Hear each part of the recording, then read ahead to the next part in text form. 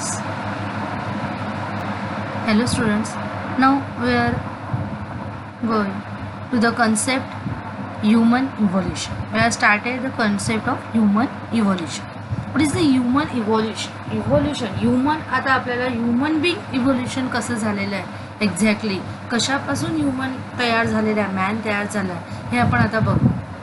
त्याच्या आधी आपण बायोडायव्हर्सिटी या कन्सेप्टकडे बघू. The biodiversity that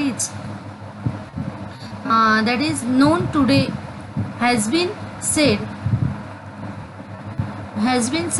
to be formed from the very simple unicellular organism due to the evolution. Biodiversity ही कशी आहे आता आपण बघतो.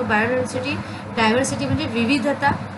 प्रत्येक जैविक घटकामध्ये, प्रत्येक लिव्हिंग ऑर्गॅनिझममध्ये जी काही विविधता आपण बघतोय ती कशामुळे फॉर्म झालेली आहे तर from the very simple unicellular ऑर्गॅनिझमपासून ती तयार झाली. आणि ड्यू टू द इव्होल्युशन, कारण त्याच्यामध्ये उत्क्रांती घडत आलेली आहे म्हणून आपल्याला ती बायोडायव्हर्सिटी वेगवेगळ्यापणा त्याच्यामध्ये दिसून येतो. देन द बायोडायव्हर्सिटी हीच पाहत असताना आपल्याला आणखीन काय दिसून येत आहे तर आता आपण सुरुवातीला त्याच्या इव्होल्युशनचे काही सुरुवातीपासून आपण त्याचं इव्होल्युशन कसं झालं ते पाहूया.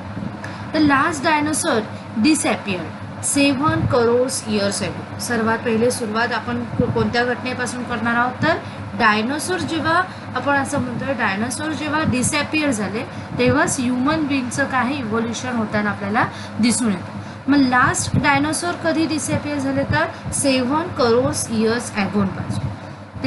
तेव्हापासून आपण ह्युमन इव्होल्युशन स्टार्ट झालं आहे असं आपल्याला म्हणायला हरकत नाही. That is the first step for the human evolution.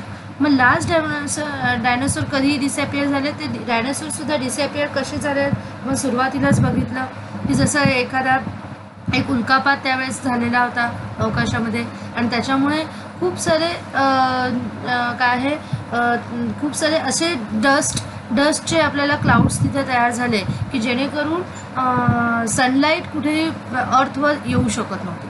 Sunlight पूर्णपणे ब्लॉक झाली. सनलाईट ब्लॉक झाल्यामुळे तिथे बऱ्याचशा वेगवेगळ्या प्लांट्सवर त्याचा इफेक्ट झालेला आहे.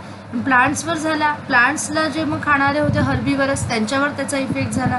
हर्बिवरसला खाणारे कार्निवरस आणि त्या कार्निवरसमध्येच आपले हे काही डायनोसॉर्ससुद्धा होते जे अतिशय डेंजरस असे आपल्याला ॲनिमल्स त्यावेळेस होऊन गेलेले आहेत. मग त्यांची तिथे उपासमार झाली त्यामुळे ते काय आहे त्यावेळेस तिथे डिसअपियर झालेले आपल्याला आपण असं मानतो. मग त्याच वेळेस त्याला होऊन किती वर्ष गेलेली आहे तर 7 करोड वर्ष असं आपल्याला त्याच्यासाठी होऊन गेलेले आहे. आणि त्याच वेळेस जेव्हा डायनोसॉर डिसअपियर झाले त्याच्यानंतरची जी काही मग ऑर्गॅनिझम्स जे शिल्लक राहिले होते त्याच ऑर्गॅनिझममधूनच आपल्याला काय ह्युमनचं इव्होल्युशन झालेलं आपल्याला बघायला मिळू शकतं.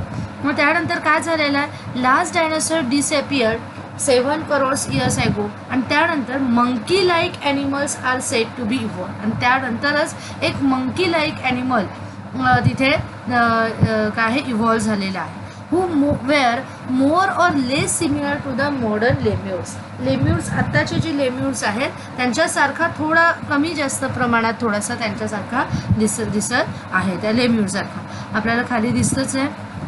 त्यानंतर सुरुवातीला आला मंकी लाईक ॲनिमल. त्यानंतर tail of this monkey like animal of the Africa is said to be disappear about 4 crores years ago. Monkey like animal जो काही इव्हॉल्व झाला तो त्याची आधी आपण काय 7 crore years काय आहे लास्ट डायनोसॉर आपण म्हणतोय आणि त्यानंतर मग 4 crores म्हणजे जवळपास मध्ये 3 crore years गेले की त्या काळांतरामध्ये या मंकी लाईक ॲनिमलचं काही इव्होल्युशन म्हणजे मॉडिफिकेशन झालं की त्याच्यामध्ये जी काही टेल होती त्याची शेपूट होती ती हळूहळू काय डिसअपियर झाल्यासारखी आपल्याला दिसून आली. आणि ती कुठं तो ॲनिमल दिसलेला आहे तर आफ्रिका या देशामध्ये दिसून आला. आणि त्याला झालेले आहे म्हणजे आत्तापासून 4 crores years ago पूर्वी त्या मंकी लाईक ॲनिमलची टेल काय झाली पूर्णपणे डिसअपियर झाली. त्यानंतर काय ते develop due to the enlargement in the brain. Their hands were also improve and thus ape like animal were evolve. आणि मग ते अजून डेव्हलप होत गेले काही काळ अजून मधल्या काळामध्ये.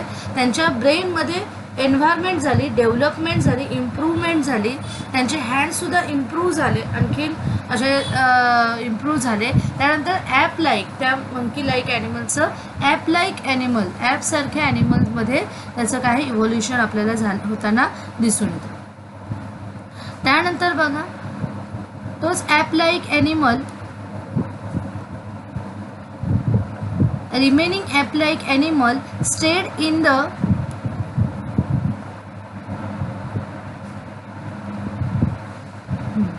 meanwhile these ape-like animals reached the South and Northeast Asia and finally evolved into gibbon and orangutun.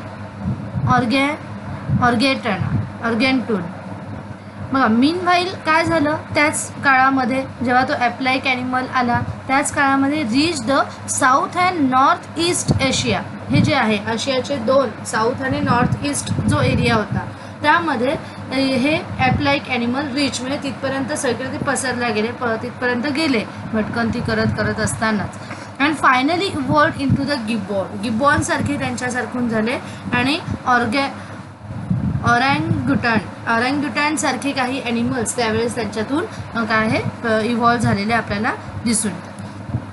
त्यानंतर रिमेनिंग ॲपलाईक, मग काही जे साऊथ अँड नॉर्थ ईस्टला नाही गेले, जे रिमेन राहिले, जे शिल्लक होते ॲपलाईक ॲनिमल, जे आफ्रिकामध्ये स्टेट राहिले, बाकीचे नॉर्थ आणि ईस्टला गेले एशियाच्या, आणि जे ते काय गिबॉन आणि ऑरँगुटॅनमध्ये आपल्याला इव्हॉल्व्ह झालेले दिसले. पण जे ॲपलाईक ॲनिमल तिकडे गेले नाही, आफ्रिकेतच राहिले, त्यांच्यापासून काय तयार झाले तर गॉरिला आणि चिंपांझीसारखे इव्हॉल्व्ह झाले. From them gorilla and chimpanzee evolved about 2.5 crores years आहे. मग त्याला आत्तापासून जर बघायला गेले तर 2.5 करोड. बघा आपण म्हटलं लास्ट डायनासोर कधी 7 करोड्स इयर्स, तर त्याच्यानंतर जवळपासमध्ये 3 करोड इयर्स गेले की ज्याच्यामध्ये आपल्याला मंकी लाईक ॲनिमल तिथे आलेले आहेत आणि त्यांची टेलसुद्धा डिसॅपियर झाली. त्या 4 इयर नंतर आणखीन काही 2.5 करोड्स इयर्स आपण म्हणूयात त्याच्यामध्ये गेले की ज्याच्यामध्ये आफ्रिकामध्ये जे काही राहिलेले ॲपलाईक ॲनिमल्स होते त्यांचं गोरिला आणि चिंपांझीमध्ये आपल्याला इव्हॉल्युशन होताना दिसून येतं. आणि त्याच्याच नंतर evolution of the some of the 2 crores years, त्यानंतर आणखीन थोडेसे 0.5 करोड इयर्स म्हणजे 50 करोड इयर्स आपण बघितलं तर ते काय आहे त्याच्यातले कमी झाले. आणि त्याच्या पुढे काय झाले, कशाचं इव्होल्युशन झालं, old species of the apes seems to be occurred in different way, वेगवेगळ्या पद्धतीने त्यांचे स्पेसिस आपल्याला दिसायला सुरुवात झाली. They had to use their hands for more for eating food and other work. मग त्यांचे हँड्स काय झाले, फ्री राहायला लागले. आपण आधीच्या ह्याच्यात बघितलं जेव्हा 4 करोड्स ॲपलाईक ॲनिमलमध्ये की त्यांच्या हँड्समध्ये इम्प्रूव्हमेंट झाली, त्यांच्या ब्रेनमध्ये इम्प्रूव्हमेंट झाली. मग इम्प्रूव्हमेंट झाली म्हणजेच काय, त्यांचे हँड्स थोडेसे फ्री राहायला लागले. जे हँड्स त्यांच्या आधी लोकोमोशनसाठी म्हणजेच काय आहे उड्या मारताना आधारासाठी ते त्याचा उपयोग करत होते, चालण्यासाठी उपयोग करत होते, पण आता त्याच हँड्सचा उपयोग ते काय आता फ्री राहिल्यामुळे अन्न खाण्यासाठी किंवा कुठे अजून दुसऱ्या काही कामासाठी त्याचा वापर ते करू लागले. त्यानंतर आपल्याला बघायला मिळेल those apes started to live on land as the forest started to decline due to the dry environment. मग हेच ॲप्स काय आहे लँडवर जमिनीवर राहायला सुरुवात, कारण आधी काय आहे ते जास्तीत जास्त आपल्याला झाडांवर जंगलामध्ये राहताना दिसत आहे, तेच आता काय आहे लँडवर राहायला आहे. का बरं, त्यावेळेस डिक्लिनेशन ऑफ द फॉरेस्ट हे सुरू झाले, म्हणजे झाडतोड वगैरे सुरू झाली आणि त्यामुळे ड्राय एन्व्हायरमेंट हे ड्राय व्हायला लागलं. त्याच्यामुळे त्यांच्या खाण्यापिण्यासाठी ते काय आहे लँडवर राहायला त्यांनी सुरुवात केली. लुंबार बोन्स जो आहे तो develop in such a way that they started to stand in the erect posture in the grassland and there by their hands become available for use any time. का बरं हे खरं तर जेव्हा ते लँडवर आले तेव्हा आपण ह्याच्या आधी बघितलंच की त्यांचे हँड्स पण फ्री झाले, जसे जसे इतर वर्क करण्यासाठी त्याचा काम ते करायला त्यांनी सुरुवात केलेली होती, डेव्हलपमेंट झालेली होती. पण हे कशामुळे, तर त्यांचं लुंबार बोन्स. आता इथं खाली आपल्याला दिसतंय एक स्केलेटन दाखवलेला आहे. हा जो आपल्याला दिसतोय हा आधीचा ॲप लाईक ॲनिमल जो होता तो असा पोक काढून अगदी असा चालायचा, कारण तो आधी लोकोमोशनसाठी त्याचा वापर करता, त्याच्यामुळे त्याचा मणका हा काही ताठ नव्हता. आत्ताच्या वर्षात आपण त्याला मणका किंवा आपण स्पायनल कॉर्ड, मग तो लंबार बोन्स जो आहे तो अशा पोझिशनला होता. पण हळूहळू त्याचं काय आहे, त्याचं त्या डेव्हलप झाला तो बोन, आणि त्याने काय आहे अशी इरेक्ट पॉश्चर, म्हणजे इरेक्ट ताठ व्हायला त्याचं डेव्हलपमेंट झाली, आणि त्याच्यामुळे आत्ताचा जो आपल्याला माणूस दिसतोय तो इरेक्ट पोझिशनमध्ये म्हणजे ताठ उभं राहायला त्याने सुरुवात केलेली आहे. And this first human like animal, आणि मग हा जो फर्स्ट ह्युमन लाईक ॲनिमल होता विथ इरेक्ट पॉश्चर, सरळ ताठ उभं राहणारा, which were using their hands have evolved about the 2 crore years. म्हणजे त्यासाठी आत्तापासून बघायला गेलं तर 2 करोड इयर पूर्वीचा हा पहिला ह्युमन लाईक ॲनिमल जो सरळ ताठ उभं राहणारा होता, आणि त्याने स्वतःच्या हातांचा उपयोग हा काय वेगवेगळी कामं खाण्यासाठी वगैरे त्याने त्याचा उपयोग करायला सुरुवात केलेली होती. त्यानंतर आपण बघूया पुढची जे इव्हॉल्युशन आहे, तर काय first record of the human like animal is with use in the form of the ramapithecus ape from the East Africa. मग ह्या आफ्रिकामध्येच हा रॅमॅपेथियस सारखा दिसणारा हा जो ह्युमन लाईक ॲनिमल होता त्याने सर्वात पहिला रेकॉर्ड तिथे मोडलेला होता. Afterwards this app grown up in the size, हळूहळू तोच ॲप काय आहे साईजने म्हणजे उंचीने वगैरे वाढत गेला. बिकम मोर इंटेलिजंट, थोडासा आधीपेक्षा थोडासा इंटेलिजंट, थोडासा हुशार असा तो झाला होता. अँड दस the app of the south Africa evolve from the 40 lakh years. आत्तापर्यंत बघायला गेलो तर आपण 40 लाख वर्षापूर्वीचा हा जो रॅमॅपेथियस आपण म्हणू शकतो, त्याला जो फर्स्ट ह्युमन लाईक ॲनिमल आपल्याला दिसून आलेला आहे. त्यानंतर the morphology of this human like animal started to appear like to be the member of genus homo.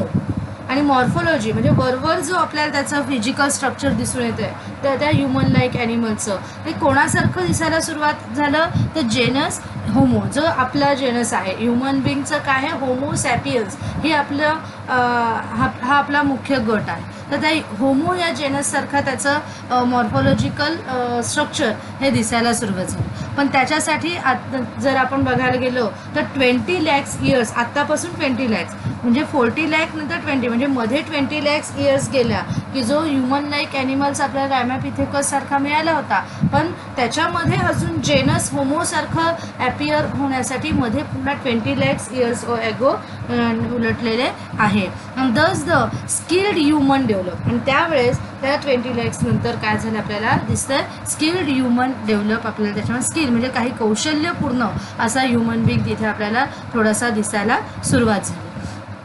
त्यानंतर आपण असं अजून म्हणू शकतो अजून त्या 20 lakhमधून जर आपण म्हणू 90 lakh आपण कमी केले, म्हणजे आत्तापासून फक्त 1 lakh years ॲगो पूर्वी हा एक इव्हॉल्युशन आपल्याला दिसून येतो. That is the evolution of the upright man continue in the direction of the developing it's brain for the period of about 1 lakh year, and meanwhile it discovered the fact. आपल्याला हा खाली दिसतो हा 1 lakh year पूर्वीचा माणूस हा अशा प्रकारचा होता की जो त्याच्यामध्ये बऱ्याच प्रमाणात इव्हॉल्युशन झालं होतं.